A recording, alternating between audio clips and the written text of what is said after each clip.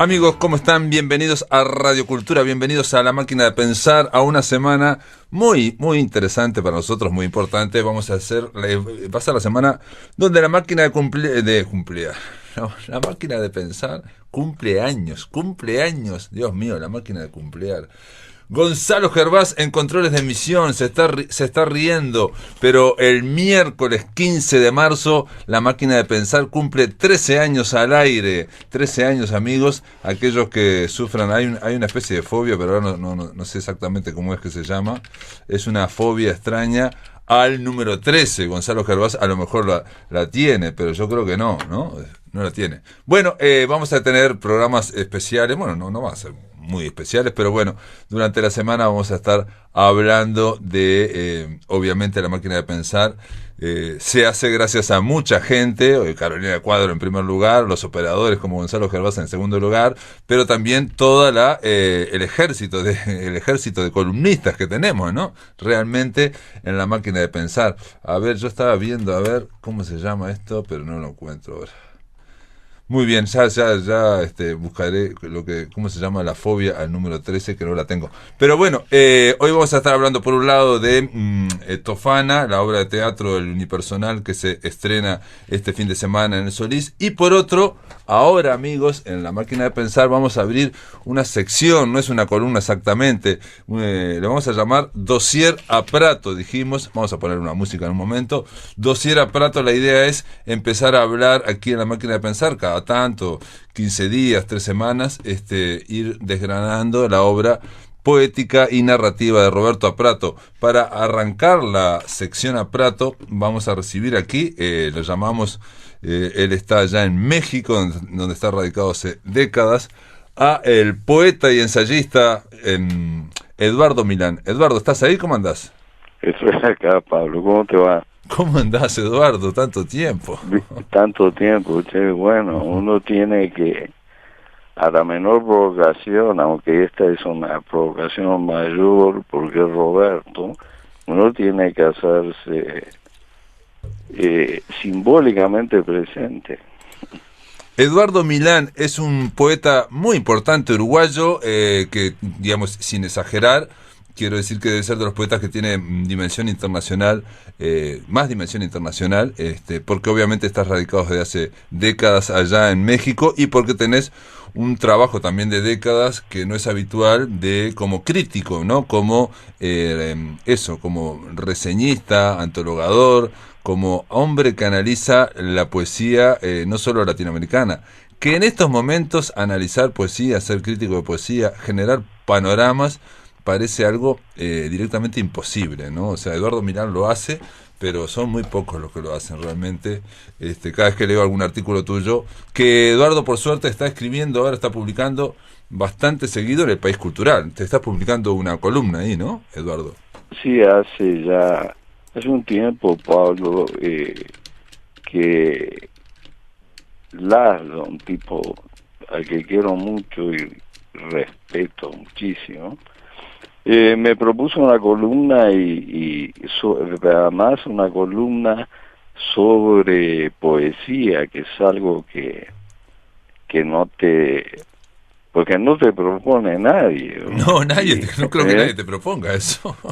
Claro, nadie propone porque primero es relativo lo que se puede hablar sobre poesía, entonces Laszlo tiene que correr con esa relatividad de lo dicho, y en segundo lugar porque el espacio hoy en el mundo es codiciado, incluso el espacio en un suplemento. Sí. Igual escribís poesía, pero también estás analizando, estás opinando, reflexionando sobre el mundo. Acá, por ejemplo, estoy viendo una columna sola nada más y se titula Rusia no es el talismán de octubre, pero tampoco es el talibán actual. Igual, digamos, aquellos que quieran, que te van a leer, van a encontrarse que no hay tanta diferencia, te pregunto, entre cuando estás escribiendo sobre poesía contemporánea o poesía clásica y a cuando estás escribiendo sobre el panorama político actual. Sí, mira, tocaste un punto importante desde desde lo que hago yo, yo arranqué escribiendo o publicando mejor en una coyuntura personal dificilísima, que era, publiqué un primer libro en el 73, y en el 73 mi padre entró a la cárcel, de manera que van ligadas las dos cosas, políticamente y poéticamente, aparte de las palabras que empiezan parecido, están ligados en mí. Claro. Y aparte tenés esa forma de escribir que, digamos que es tu verbo poético. Pero ahora arrancaste en el año 73. A Roberto Aprato, ¿cuándo lo conociste? ¿Te acordás, más o menos? Sí, me acuerdo. Lo conocí, bueno, no me acuerdo el momento, pero mira, fue o en el 74, ya pasados mediados del 74, o en el 75. Claro.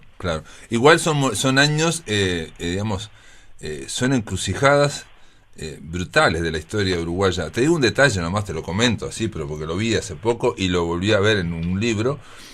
A 50 años del golpe de Estado, todavía los uruguayos estamos discutiendo cuándo fue el golpe de Estado y cuándo terminó, por ejemplo.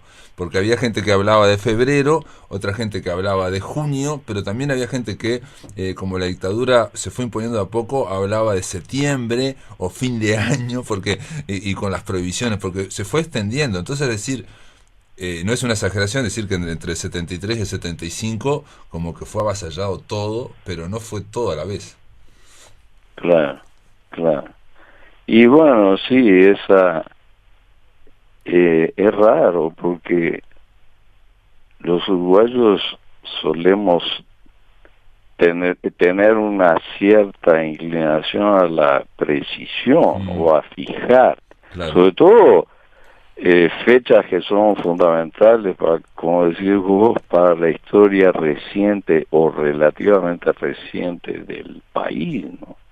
No estamos hablando del momento en que Artigas, en vez de subir por el lado izquierdo, subió por el lado derecho a su caballo. Digo, es una cuestión que es de hace como decís vos, unas décadas para acá. Sí. Eso hay que tenerlo. No sé si hay que cantarlo todos los días, pero lo tenés que tener claro en la cabeza. Sí, pero bueno, un poco yo traía colación para decir que ya sea que lo encontraste a Roberto Aprato en el 74 o 75, eran momentos en que la sociedad uruguaya y, digamos, los jóvenes y los intelectuales estaban sintiendo el marronazo en la cabeza, pero disculpen la emoción, la expresión, ¿no? Sí. Y todavía no eran conscientes del marronazo que se les venía efectivamente, aunque parezca... No, y mira, Roberto... eso es una consideración estrictamente afectiva y amistosa, o como se quiera llamar, aparte de la importancia poética que tiene.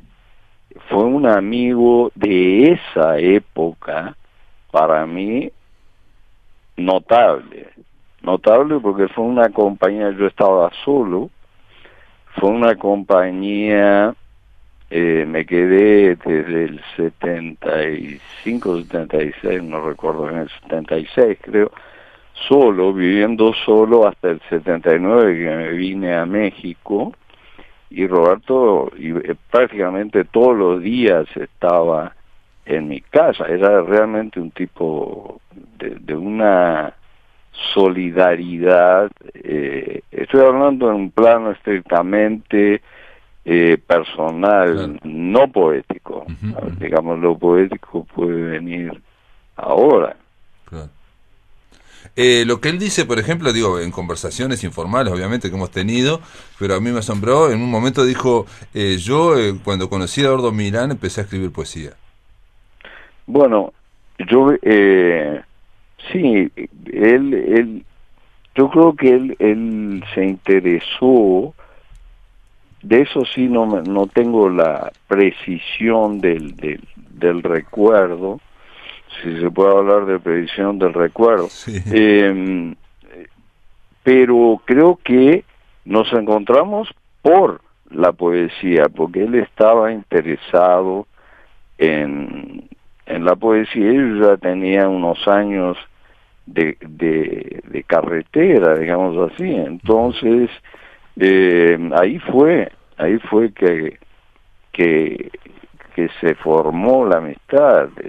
La amistad con Roberto es curioso eso, porque tantos años, y la poesía nunca dejó de ser el referente nuclear de ese afecto trabajado como amistad. Es una cuestión muy rara esa, ¿verdad?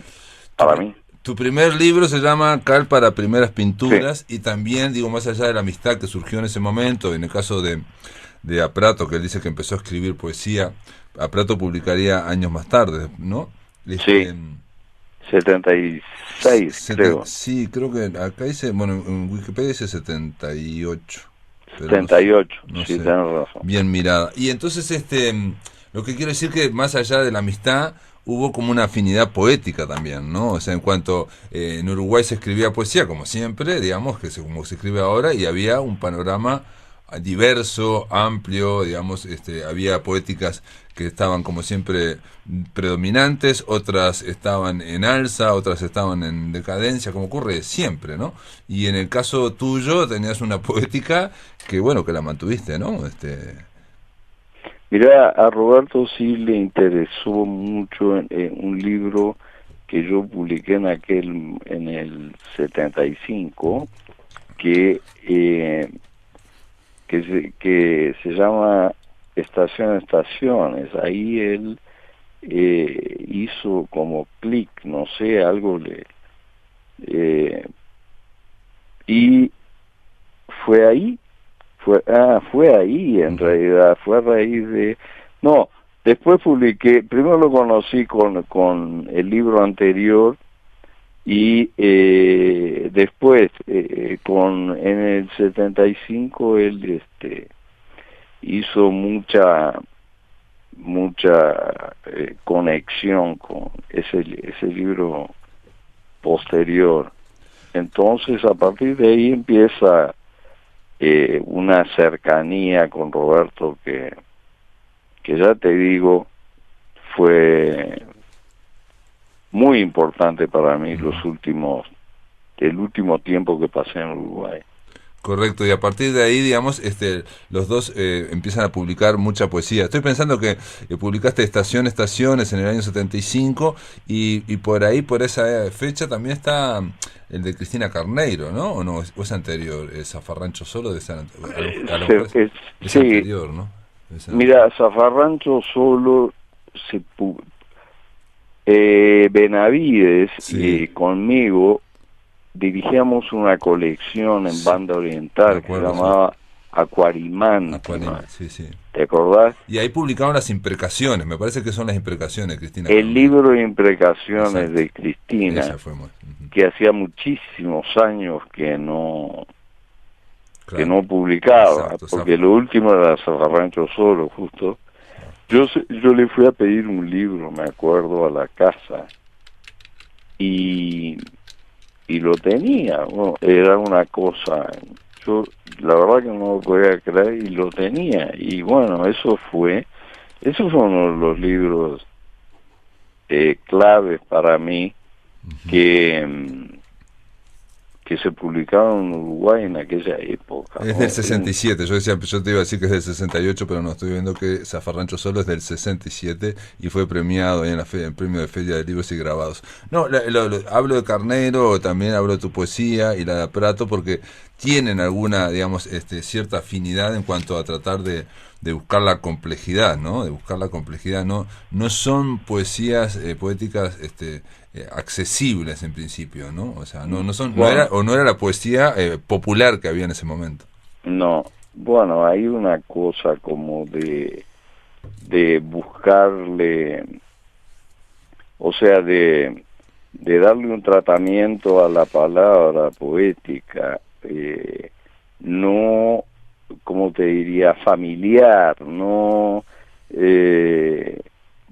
sobreentendida, no afectiva. Ujú. Incluso se habla mucho de ese tipo de poesía como una poesía fría, O cerebral, sí, o de cerebral, aparato también se ha dicho, sí, sí, sí, sí. cerebral en el sentido de que parecería que está descartado el afecto. Ujú. Que no pasa por Entonces, el corazón. exactamente, el lector en general separa el corazón del cerebro Ujú. y sin recordar en ese momento que sin el cerebro el corazón agarra vías que pueden extraviarlo.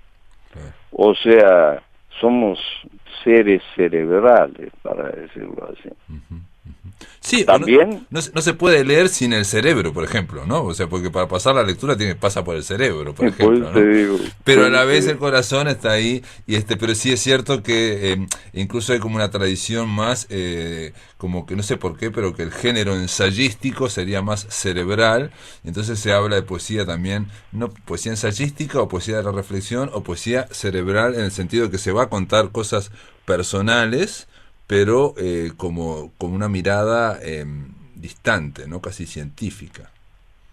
mirá vos, no, me acabo de enterar ahora que también le pusieron nombre a la poesía, a ese tipo de poesía no directamente, pues no directamente eh, amorosa en el sentido, sí, afectiva, o O sea, sea que pasa por la región de los afectos, ujú, ujú, no afectiva en el sentido del querer o no, que del estar enamorado, no claro. poemas de amor, sino toda la región de los afectos, que sin la cual la poesía no existe. La poesía no existe sin ninguna de las dos partes, ¿no? No, no, y aparte en el caso de Aprato también está la idea de que está haciendo digamos, un poema, pero ese poema está reflexionando sobre sí mismo. Sí, O es consciente de que es un poema que se está escribiendo, por ejemplo, o pone marcas de que esto pasó después, por ejemplo, ¿no? O sea, que le pasó algo afectivo, pero lo que está ocurriendo, lo que está siendo poetizado, es un vehículo, ¿no? Es un mecanismo. sí, sí, Roberto ha desdoblado mucho en su poesía eso que aparece en general soldado, en el Ujú, sentido amplio de la palabra, claro. eh, en otra poesía él ha trabajado mucho ese tipo de escalas o de niveles Ujú, del poema, ¿no? claro. Sí, sí, la autoconciencia del poema, ¿no? De que esto es literatura, más allá de que quiere buscar un efecto. Sí, Y en sí. eso también te pregunto, ¿no, no es una afinidad con tu poesía? Y bueno, también, sí, sí, sí estuvimos, yo creo que tanto a mí como a él, bueno, yo fui amigo personal, pero también lo marcó a él la relación con la poesía concreta de Brasil. No Claro. porque hiciéramos poesía concreta, que no hacíamos, pero el referente de Haroldo de Campos, Augusto y Decio Mm. es fundamental para cierta poesía uruguaya, y eso es curioso que no se lo diga, ¿no? Que quiero decir que no se insista en ese No, pequeño vos detalle. sabés que cuando se habla de Haroldo de Campos o de se mencionaba más a, bueno, a, ¿cómo se llama? A Clemente Padín, por ejemplo, con los huevos del plata, Claro, y pero no sé, y bueno, obviamente Roberto Chavarra publicó Las galaxias de Haroldo de Campos acá, traducido, sí. traducidas, pero no aparece como que esos poetas concretos brasileros, concretistas, influyeran, por ejemplo, en tu poesía o en la de Roberto Prato. No, sí, sí es raro que no se diga eso, porque sí tuvo, en general nosotros buscamos afinidades lejanas. Por ejemplo, fulanito de tal tiene una gran influencia de Ezra Pound, o el Claro. otro, Medina Vidal, una gran influencia de T.S. Eliot, y todo así. Ahora, ahí al lado, por ejemplo, cruzando la línea, caminando de Rivera para adentro, digamos, aparece Libramento, y si seguís, pues depende de la carretera que agarres, pero vas a dar a San Pablo, y en San Pablo vivió Haroldo, y yo hice ese recorrido, no caminando, pero así fue. No hay que atravesar ningún mar, ninguna historia rara, ni saltar una montaña. Se iba porque si te interesaba, iba. A mí me interesaba. Yo tengo lengua materna brasileña, entonces digo, soy medio brasileño, mi madre era. De manera que la afinidad siempre la tuve, y cuando me di cuenta que me importaba esa gente, independientemente del poema objeto, y si era o no era plástico, si era, ¿sí? Entonces digo, voy. Y Roberto también entró en el interés. Yo era un tipo muy yo difundía mucho eso. Me acuerdo de la revista de Carlitos Pellegrino, Maldoror. Sí, sí. Lo primero que hice ahí con los poemas de Haroldo y de los otros dos fue una antología para Maldoror cuando vine de San Paulo. Entonces, yo sé que Clemente Padín lo había hecho. Yo no quería ser el primero en nada, yo quería decir cuál era el estado de la cosa algunos años después que Clemente lo hizo. Pero en el caso de Clemente, lo que parece mucho más claro, porque Clemente es dentro de la escritura, pero va como a los bordes, a los límites. Entonces el poema visual, ¿no? El poema plástico, después va a ser, ¿cómo es? Va a ser arte correo. Encajaba muy bien con lo que estaban haciendo los concretistas brasileños, Haroldo del Campo. Ahora, no parece que encaje tan bien con tu poética o con la poética de Prato. Lo que sí también es cierto que los concretistas también hicieron algo, un gesto impresionante, que es el de que toda la cultura y todas las lenguas son mías, ¿no? Esa idea cosmopolita radical, que ya Borges la había planteado, pero ellos la radicalizaron, de que, bueno, a mí me puede interesar a un poeta brasilero, traducir, no sé, un libro de la Biblia de Jerusalén, o traducir un libro de hindú, de no sé cuánto. Bueno, Haroldo era un tipo que veía, y yo fui muy amigo de él después de la etapa concreta, incluso en México, cuando venía. Haroldo veía todo bajo la lente o la mirada, el prisma, para ser malarmeano, poético, loco. Era un tipo que,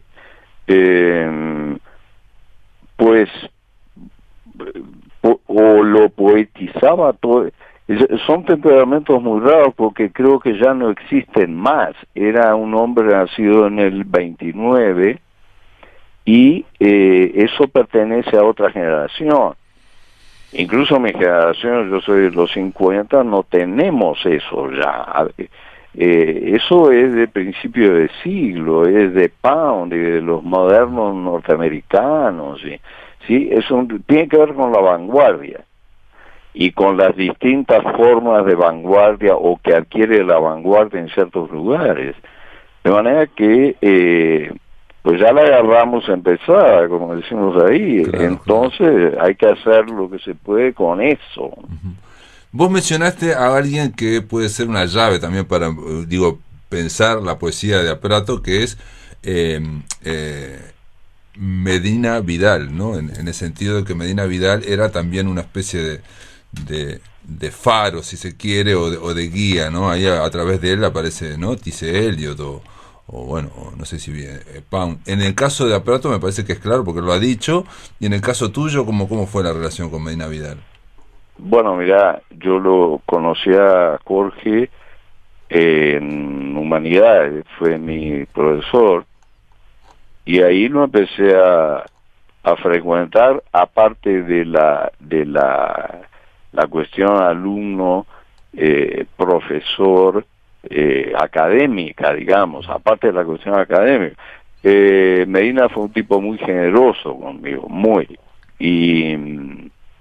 y tuvo fue uno de los pocos que recibieron bien la publicación de Estaciones en el 75, porque había gente que le había en cierta forma gustado lo que había hecho antes, pero con ese libro se apartaron. Y bueno, Medina no, y ahí surgió. Él era un poeta, como tú sabes, aparte yo lo considero uno de los mayores poetas, no solamente uruguayos, latinoamericanos, y por eso cuando hice una antología de poesía junto con Andrés Sánchez Robaina, Blanca Varela y José Ángel Valente, hicimos una antología de poesía hispanoamericana, como se llama en España, la latinoamericana. Inclusive yo metí a Medina Vidal, incluso demostrando lo que era Medina, porque con estos tipos, digo, había que demostrar, claro, había que probar el poema, claro, y los convenció. Medina tiene unos poemas que, la verdad, no entiendo lo que hizo Uruguay con Medina. Hace poco tiempo un estuario, no me acuerdo cómo se llama. Sí. Sí, es un vestuario, digo. Un vestuario, bueno, la de Martín. Sí, la de Martín. Editó, ¿te acordás? Una colección dirigida por un amigo español en aquel momento que publicamos una antología de Medina, ¿te acordás? Sí, me acuerdo, sí. Bueno, yo le hice el prólogo a esa. Sí, hablamos de eso. Sí. Pero quiero decir, este amigo español, que en este momento no recuerdo cómo se llama, pues leyó a Medina y dijo, pará, y este loco, porque era muy diferente, y digo, tampoco se trata de estar esperando ser legitimado por los españoles, una especie de pero contraconquista. Pero sí. Lo que decís claramente, las habitaciones despiertas llamaba. Lo que decís claramente es que Medina Vidal en ese, y sobre todo en la oscuridad de la dictadura, era como, bueno, era harina de otro costal, ¿no? Totalmente. Y como profesor no conozco un tipo igual.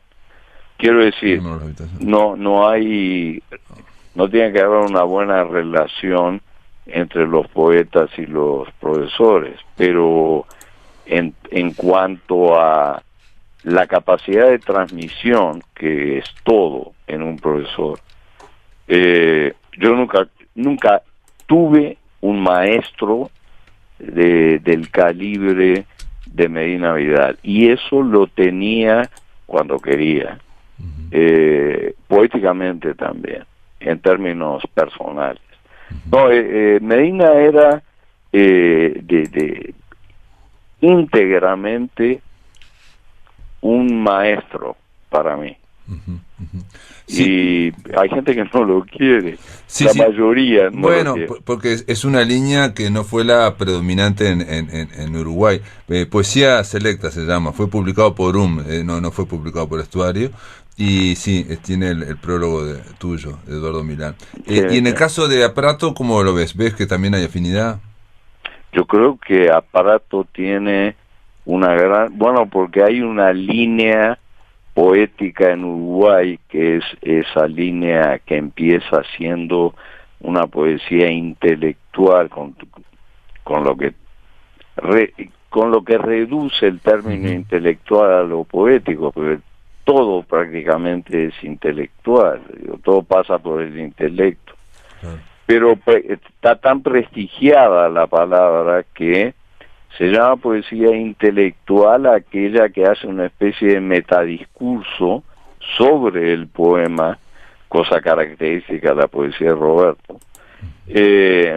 Bueno, toda poesía que se atreva a hacer una especie de metadiscurso es intelectual, y no necesariamente es intelectual en el sentido de lo que eran los intelectuales franceses en la época de la Revolución, que son los que inventan el término. Quiero decir, en realidad no es poesía intelectual, es una poesía autoconsciente y metadiscursiva. Claro. Que después eso se iba en otros países se iba a desbordar y iba a ser mucho más frecuente, pero como que es esa ¿no? La autoconciencia del poema es como perder un poco la espontaneidad o la ingenuidad, digamos, del aparato de la escritura, ¿no? Y todo lo que antes yo llamaba el vínculo directo con el afecto, eso viene en Uruguay, está muy delineado alrededor de la figura de Liberfalco. Claro. Decir yo nací en Jacinto Vera es como decir yo soy un hombre sincero, como dice Martí. Bueno, en el momento en que dice yo soy un hombre sincero, tiene que ponerle antes de título versos sencillos. Entonces sí, entonces agarra toda una línea que niega al propio Martí anterior, que es una poesía dominante en América Latina. El que no escribe con el corazón parecería que escribe con y bueno, y esta cosa que escribe con el intelecto, ¿no? La poesía intelectual. La otra cosa que tiene la otra línea de Prato es también lo autobiográfico, ¿no? Que es muy presente, a veces no siempre está en todos los poetas presentes, pero en él parece muy presente, ¿no? Y lo autobiográfico completamente directo, sin buscar ninguna vinculación metafórica, ni simbólica, ni alegórica, sí. Exacto, en el sentido ese de narrar o de contar algo en el poema que digamos que le pasó, pero sabiendo que no se puede narrar lo que le pasó, ¿no? O sea, también siendo consciente de eso, ¿no? Claro, es que Roberto también es narrador, ¿no? Y eso es, quiero decir, todos narramos, pero es imposible no narrar. Exacto. Pero él ha publicado novelas y es como, digo, le interesa el tema autobiográfico explícitamente, porque digamos lo que llevó a la narrativa, la novelística, cuando se puso a escribir novelas, fue algo que ya había empezado con la poesía, que es eso, contar lo que le pasó, contar la vida, ¿no? Contar el barrio, la familia o lo que sea. Bueno, muy bien. Eduardo Milán, te tengo que agradecer que nos hayas acompañado un poco para abrir este dossier a Prato, y ya después hablaremos en específico, en concreto, de los libros, de algunos libros de él, que es muy prolífico, como vos también, ¿no? Son gente que ha publicado mucho, por suerte, y entonces estaremos hablando acá de cuando quiera, mirá, no sé si eso me incluye a mí en el sentido de pero cuando quieras, Pablo, hablar de Roberto, yo encantado. Bárbaro. Sí, lo que podemos decir en el futuro también es que elijas un libro y hablamos de ese libro en concreto, para ir hilvanando, digamos, este collar, digamos, en torno a Roberto Prato. Eduardo Milán, te mando un gran abrazo en México. Bueno, esperemos, hace poquito estuvo acá el embajador de México, acá en la máquina de pensar, y esperemos que verte. Sí, vino a conversar sobre no iba a decir sobre el corazón, sobre la vida del corazón, no, pero más o menos estuvimos hablando de cultura, porque él es un escritor también, él es un escritor, ha hecho cuentos, y el año pasado publicó con Yagurú un libro de poesía también. Es un hombre docente y es un hombre que le interesa la cultura. Esperemos que verte por acá, ¿no? Por el paisito en algún momento. Ahora ya pasó la pandemia, todo, ya en algún momento tenés que venir. voy a tratar de ir porque no voy desde el 18, loco. Claro, claro, claro. 5 años. Es mucho Sí, para sí, un sí, tipo sí. tan aferrado al Uruguay como yo. Te esperamos. Eduardo, mirá, mientras tanto te mando un gran abrazo.